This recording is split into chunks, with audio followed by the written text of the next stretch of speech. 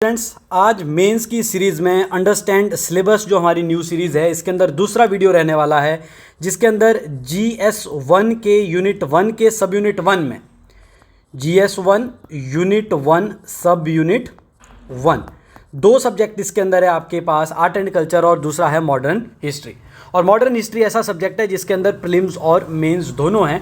तो आज हम इसका पूरा का पूरा सिलेबस डिकोड करेंगे, उसको बिल्कुल बारीकी से समझेंगे और देखेंगे कि उसकी तैयारी किस प्रकार से हो रही है। शुरुआत करने से पहले मैं एक चीज़ आपके साथ शेयर करना चाहता हूं कि कुछ बच्चों के मुझे कमेंट्स आते हैं और अच्छा भी लगता है, और ख़ास करके उनकी डिमांड रहती है कि भाई सर स्ट्रेटजी शेयर कीजिए। खास करके भी डिमांड है कि करंट अफेयर्स के बारे में स्ट्रेटजी बताइए, बजट एंड सर्वे को किस तरीके से फैक्चुअल चीज़ें तैयार करें उसके बारे में स्ट्रेटजी बताइए खास करके। और हिंदी के लिए ऑलरेडी मैंने एक वीडियो बना रखा है, और इसके अलावा क्योंकि मैं सोशियोलॉजी ऑप्शनल पढ़ाता हूँ, इसके ऊपर भी बच्चों की डिमांड है। तो आने वाले दिनों में मैं डेफिनेटली स्ट्रेटजी वीडियोस बनाऊंगा। पर मेरा मैसेज आपके लिए इसकी बजाय ये रहेगा कि स्ट्रेटजी की बजाय आप एक मूल मंत्र फॉलो कीजिए, दैट इज़ कंसिस्टेंसी। इस एग्ज़ाम को निकालने के लिए स्ट्रेटजी और मोटिवेशन से कहीं ज़्यादा ज़रूरत है कंसिस्टेंसी की। हर बच्चे की अपनी स्ट्रेटजी है, हर टॉपर की अपनी स्ट्रेटजी है, हर टीचर की अपनी स्ट्रेटजी है। सब बच्चे अलग अलग बैकग्राउंड से आते हैं, अलग अलग IQ के साथ आते हैं, अलग अलग Hindi medium, English medium, science या सब्जेक्ट बैकग्राउंड से अलग तरीके से आते हैं। तो यहाँ पर जो सबसे ज़्यादा ज़रूरी है दैट इज़ कंसिस्टेंसी। और मैं जो चीज़ दूसरी बताने जा रहा हूँ, जो मैंने सीरीज़ शुरू की है, जिसके अंदर हम मेंस की स्ट्रेटजी देख रहे हैं, जो हमारा एक रियल टेस्ट है और बहुत बड़ा एक टास्क है।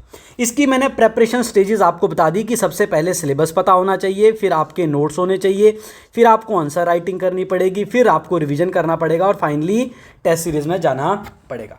तो अभी मैं ये जो न्यू सीरीज़ मैंने शुरू की है वो इसी को एड्रेस करने के लिए है, खास करके सिलेबस समझने के लिए, नोट्स बनाने के लिए और आंसर राइटिंग करने के लिए। तो आप इसमें बने रहिए। और इस पूरे की पूरी लगभग 20 वीडियोस की जो सीरीज़ है, इसमें मैं आपको पूरे 27 जो सब यूनिट्स है सिलेबस के वो डिटेल में डिस्कस करवाने वाला हूं, और यही आपकी सबसे मजबूत तैयारी बना के जाएगा। जैसे हम आज तैयारी करने वाले हैं मॉडर्न हिस्ट्री की, तो अब मॉडर्न हिस्ट्री में देखिए कि मैं तो आपको मेंस के हिसाब से डिस्कस करने वाला हूं, साथ ही साथ में आपको पता लग जाएगा कि आपकी प्रीलिम्स की तैयारी भी मेंस की तैयारी के साथ अपने आप ही मजबूत होती जाएगी।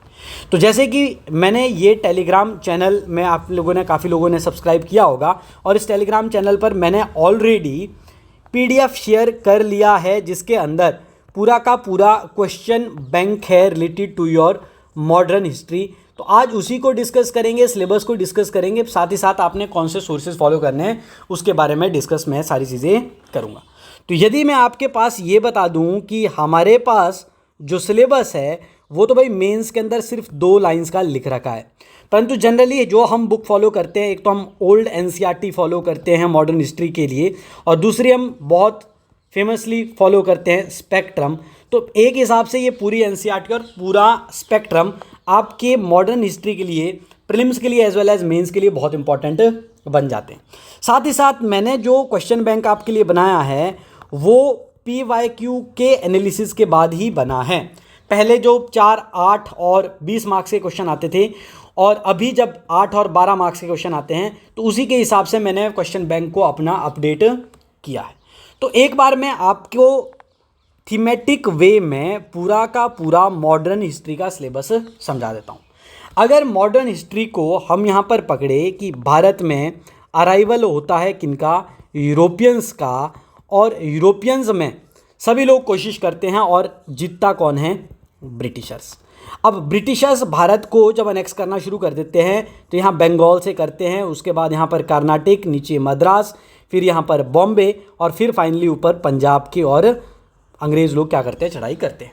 इस वक्त भारत में रूल है ईस्ट इंडिया कंपनी का रूल, और ईस्ट इंडिया कंपनी को मैनेज करने के लिए सबसे बड़ा ऑफिस कौन है, गवर्नर जनरल।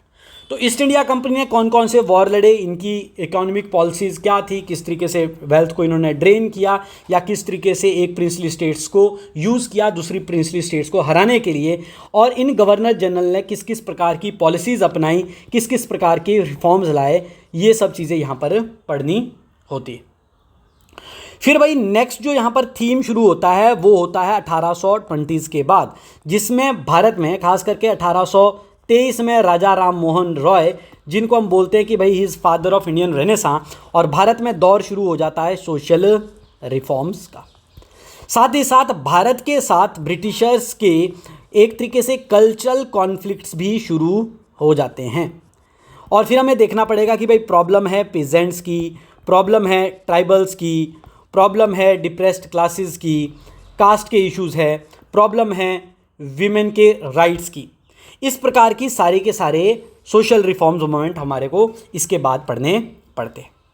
नेक्स्ट फिर भाई थीम हो गया 1857 की क्रांति।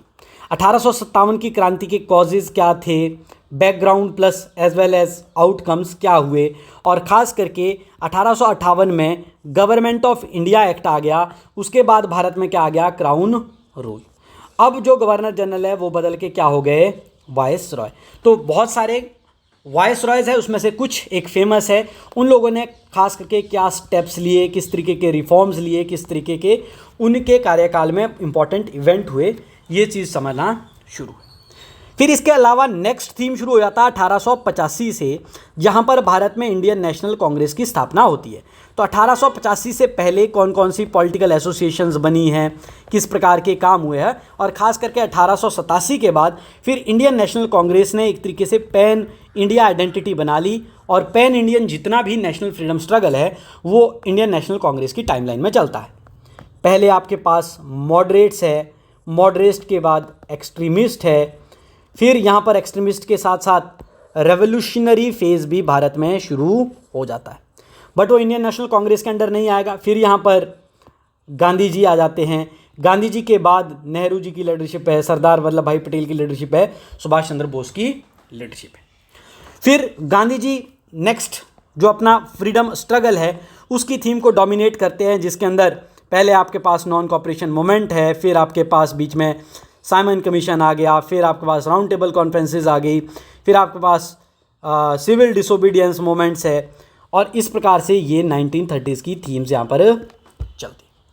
फिर भाई नेक्स्ट जो थीम आ जाती है वो आ जाती है गवर्नमेंट ऑफ इंडिया एक्ट 1935, और ख़ास करके ये आगे हमारे भारत देश की कॉन्स्टिट्यूशनल फाउंडेशन को स्थापित करता है।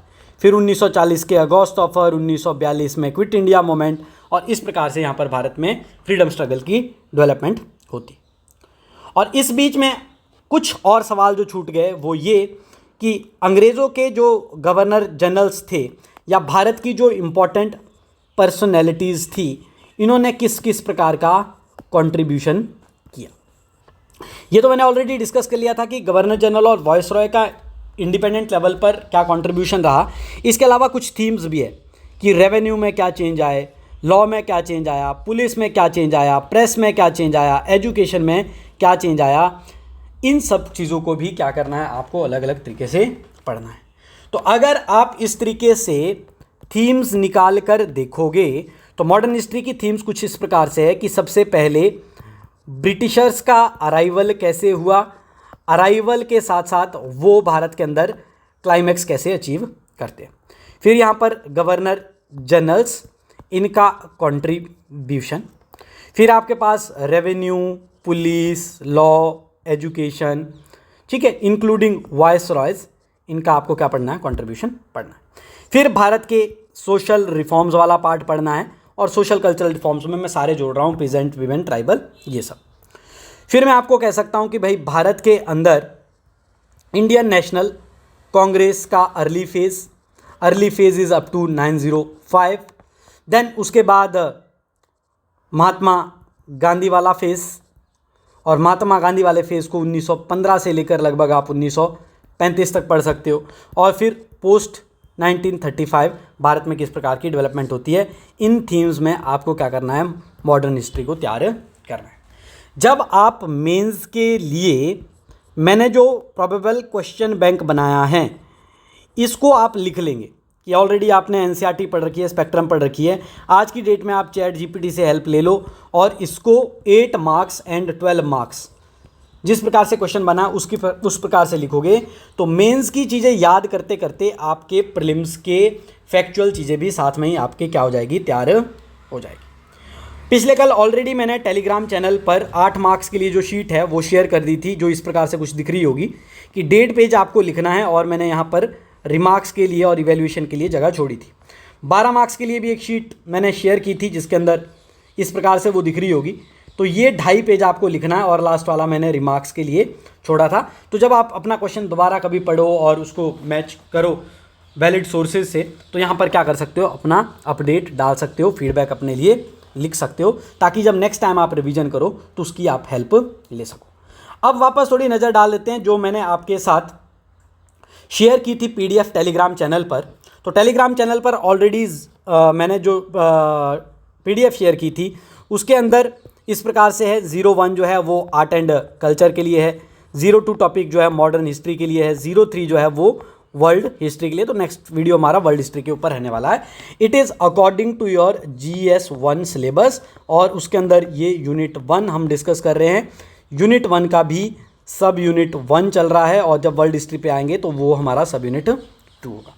तो देखिए ये सिर्फ 2 लाइन का सिलेबस है, और जो मैंने आपको अभी थीम्स निकाल के दी, उस थीम्स के बेसिस पर जितने अभी तक PYQs आ रखे हैं वो भी मैंने इंक्लूड किए हैं। अगर वो 4 मार्क्स के या 20 मार्क्स वाले पुराने पैटर्न पे थे तो 4 मार्क्स वाले को मैंने 8 मार्क्स कर दिया है, 20 मार्क्स वाले को मैंने 12 मार्क्स कर दिया है, या 20 मार्क्स के क्वेश्चन को मैंने तोड़कर 2 भागों में 8-8 मार्क्स का बनाया है। और फिर बिल्कुल आपका हिस्ट्री के क्रोनोलॉजी वाले सीक्वेंस में जितने भी सवाल बनते हैं वो मैंने इस असाइनमेंट में ऐड कर रखे। ये एक तरीके से अल्टीमेट वर्कबुक का काम करेगी। जब आप इन क्वेश्चंस को पूरा का पूरा पढ़ोगे तो आपका मेंस का और प्रीलिम्स का पूरा सिलेबस बन जाएगा। खास करके मैं ये बोलूं कि अब यहाँ पर यदि आपने आंसर राइटिंग कर ली और ऐसे करके सभी सब्जेक्ट के आपने 2000 क्वेश्चन एक बार अपने हाथ से लिख लिए, शायद 2000 मैंने ज़्यादा कह दिया, it will be around 1200 to 1300 questions, तो फिर आपका prelims as well as mains की अचूक तैयारी यहाँ पर हो चुकी। तो भाई यहाँ पर देखिए ये क्वेश्चंस जो बने फ्रॉम वेरी क्वेश्चन नंबर 1 से लेकर यदि आप देखोगे तो हमने यहाँ पर शुरुआत की थी वही मुगल का डिक्लाइन हो गया, यूरोपियन ने किस प्रकार से एक्सपेंशन किया, फ्रेंच फेल क्यों कर गए और ब्रिटिश क्यों सक्सीड कर गए, ये प्लासी एंड बक्सर बंगाल में क्या हुआ, क्लाइव का बहुत इंपॉर्टेंट रोल रहा बंगाल जीतने के लिए, फिर ये एंग्लो मैसौर पहुंच गए, फिर यहाँ पर टीपू सुल्तान कार्नेटिक पहुंच गए, और फिर कहाँ पहुंच गए, मराठा पहुंच गए। तो ये पूरा हमारा जो साउथ इंडिया है वो इन्होंने इस प्रकार से कैप्चर कर लिया। फिर और कौन सी पॉलिसी, तो डॉक्ट्राइन ऑफ लैप्स इन्होंने उठाया, पॉलिसी ऑफ रिंग फेंस उठाया, सब्सिडरी अलायंस उठाई। ये अलग अलग पॉलिसी है जिसके थ्रू इन्होंने क्या कर दिया, पूरे भारत देश के ऊपर कब्जा कर लिया। तो पहले दिन के लिए ये टास्क ले लो कि भाई 10 क्वेश्चन ये मुझे अटैम्प्ट करने हैं। फिर यहाँ पर कंपनी रूल जो स्थापित हुआ उसमें चार्टर एक्ट 1813 बहुत इंपॉर्टेंट है। फिर उसके बाद ये क्योंकि ऑलरेडी क्वेश्चन आ रखा है तो मैंने ये डाल रखा है। फिर इसके बाद 1833 है, 1853 है, ये इंडिविजुअली सारे के सारे खुद में क्या है, इंपॉर्टेंट है। रेवेन्यू पॉलिसी में परमानेंट सेटलमेंट और रेवतवारी महलवारी, इन दोनों में, इन तीनों में क्या डिफरेंस था, क्या क्या किन किन एरियाज़ में ये इंप्लीमेंट हुए, किन किन ऑफिसर्स ने इनको इंप्लीमेंट किया है। फिर इन लैंड रेवेन्यू पॉलिसीज से हमको क्या नुकसान हुआ, पीजेंट अपराइजिंग क्यों हुई, ड्रेन ऑफ वेल्थ किस प्रकार से हुआ। फिर यहाँ पर ये दौर आ गया 1757 से लेकर 1856 के बीच में सिविल रिबेलियंस एंड सिपाही म्यूटनीज जो शुरू हुई, उन सब का एक तरीके से आपको क्या करना है, सारी की सारी ट्रेस डाउन करनी है, और एक तरीके से नोट्स बन गए। तो ये आपके प्रीलिम्स में जो क्रोनोलॉजी वाले क्वेश्चन बनते हैं वो भी आसानी से यहाँ पर हो जाएंगे, क्योंकि ऑलरेडी ये क्वेश्चन आ रखा है तो बहुत इंपॉर्टेंट भी बन जाता है। फिर ये tribal movements and peasant movement को ब्रिटिशर्स का क्या रिस्पॉन्स था। फिर आपके पास फाइनली यहाँ पर एक थीम आपका क्या हो जाता है, कंप्लीट हो जाता है। नेक्स्ट थीम यहाँ से शुरू हो जाएगा, ये अपना 1857 की क्रांति है। 1857 की क्रांति के क्रिटिकल नोट, कॉन्सिक्वेंसेस क्या थे, और उसके बाद जो 1858 का एक्ट आया उससे क्या बदलाव आए, ये ऑलरेडी एक PYQ का क्वेश्चन भी है। फिर इसके ऊपर 5-6 क्वेश्चन बनने के बाद हमने फर्दर ये देखा कि भारत में किस किस प्रकार की ब्रिटिश की फेमाइन पॉलिसीज़ थी। इसके ऊपर 2020 में, 22 में, 25 में सवाल आ रखा है। एजुकेशन पॉलिसीज़ का पूरा जो ढांचा बना, जिसकी शुरुआत खास करके 1813 के बाद ही हुई। English education, public work department, administrative and social reforms, फिर ये पूरा का पूरा एक थीम यहाँ पर एक तरीके से मैं क्या कर सकता हूँ, कंप्लीट कर सकता हूँ। फिर भाई यहाँ पर इनको लाइन से उठा लो, विलियम बेंटिक हो गए, लॉर्ड डलहौजी हो गए, लिटन हो गए, लॉर्ड कर्जन हो गए, जॉन लॉरेंस हो गए, ये ऑलरेडी पीवाईक्यू में क्वेश्चन आ रखा है। लॉर्ड एलनबर्ग हो गए, प्रीलिम्स में इनके ऊपर डायरेक्टली सवाल बना था और ये 2022 में भी क्वेश्चन आ रखा है। तो ऐसे करके ये एक क्या हो गया, थीम यहाँ पर कंप्लीट हो गया। प्रीलिम्स के लिए भी आप इनकी क्रोनोलॉजी में लट्टा मारते ही हो, तो यहाँ पर कुछ मेंस के लिए एडिशनल चीज़ें आपको तैयार करनी है। जब आप उनको ढंग से याद रखोगे, उनका ईयर याद रखोगे, उनका पीछे का बैकग्राउंड याद रखोगे, तो डेफिनेटली प्रीलिम्स में भी फायदा होगा। फिर ये प्रेस के ऊपर है, इस बार इवेंजलिज्म के ऊपर सवाल आया था, ये भी प्रेस से रिलेटेड था, वाइट स्पिरिट से रिलेटेड था। सोशल रिलीजियस रिफॉर्म्स, ब्रह्मो समाज, अब ये भारत में रेनेसां वाला टाइम पीरियड आ गया और इसके ऊपर हर साल यहाँ पर सवाल आ रहा है। ये तो सत्यशोधक समाज 2018 में आया था, वॉल्टर हितकारिणी सभा 2025 में आया था, बहुत एक तरीके से टफ सवाल बन गया था, ठीक है। फिर यहाँ पर ये बहराम जी मालाबारी, इनके ऊपर सवाल आया था, गोपाल हरी देशमुख, इनके ऊपर सवाल आया था। तो ये जो कुछ पर्सनैलिटीज़ है जिन्होंने भारत में सोशियो कल्चरल फॉर्म्स लेके आए, इनका एक पूरा का पूरा क्या बन जाता है, थीम बन जाता है। नेक्स्ट भाई थीम यहाँ से फिर और शुरू कर सकते हो, जिसके ऊपर इंडियन नेशनलिज्म, प्री कांग्रेस, फिर कांग्रेस की फाउंडेशन, मॉडरेट्स, उसके बाद आपके पास Indian council act, extremism, Lala Lajpat Rai, already सवाल आ रखा है, पार्टीशन ऑफ बंगाल 1905, स्वदेशी मूवमेंट, सूरत स्प्लिट और मॉरले मिंटो रिफॉर्म्स 1909 के जो इंडियन काउंसिल एक्ट है, यहाँ तक एक और आपका थीम बन जाएगा।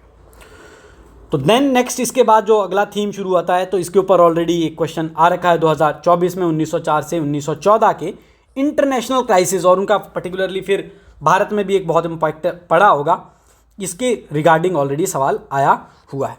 अब ये फर्स्ट वर्ल्ड वॉर है, तो ये वर्ल्ड हिस्ट्री का भी इंपॉर्टेंट क्वेश्चन बन जाता है। नेक्स्ट आपके पास objective and impact of home rule movement, अब ये पूरा का पूरा थीम यहाँ से शुरू हो गया, पोस्ट योर 900 एंड स्वदेशी मूवमेंट या 1909 के बाद इसको रख लो।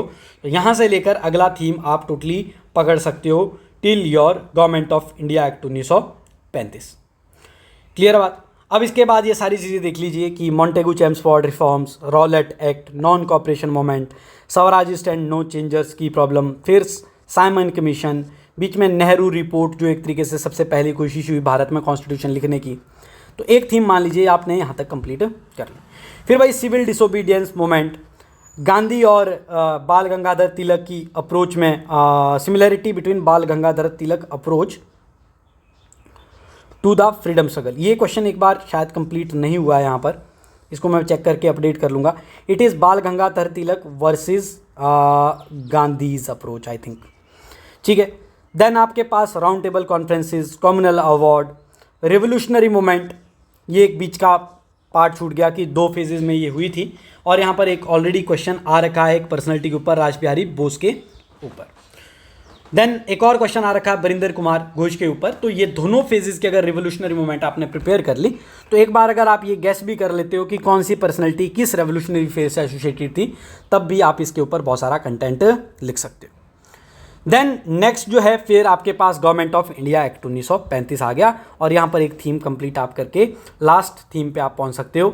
तो ये 1937 के से लेकर 1939 के बीच में भारत में इलेक्शंस भी हुए, गवर्नमेंट ऑफ इंडिया एक्ट 1935 लागू करने की भी बात हुई। गांधी और सुभाष चंद्र बोस, क्योंकि गांधी और तिलक पे क्वेश्चन ऑलरेडी बना हुआ, तो इनके बीच में भी सवाल बन सकता है। Even Gandhi versus BR Ambedkar के ऊपर भी सवाल बन सकता है, और ये इंडियन सोसाइटी का सवाल है क्योंकि इनका कास्ट और वर्ना सिस्टम को लेकर अलग अलग ओपिनियन था। Quit India movement, Indian National Army का रोल, फिर लास्ट में समराइज करने के लिए कि role of women in national movement क्या रहा, गांधीयन मूवमेंट को क्रिटिकली एग्जामिन कर लीजिए। ये क्वेश्चन ऑलरेडी शायद नायब तहसीलदार क्या अलाइड के पेपर में आ रखे थे। देन आपके पास कांग्रेस एक्सेप्टेड अ पार्टीशन, इस प्रकार का एक सवाल ऑलरेडी बना हुआ है। And do you agree with the point of view growth of communal politics led to the partition, ये 20 नंबर का एक बार सवाल आ रखा था, इसको मैंने यहाँ पर 12 नंबर में चेंज कर लिया।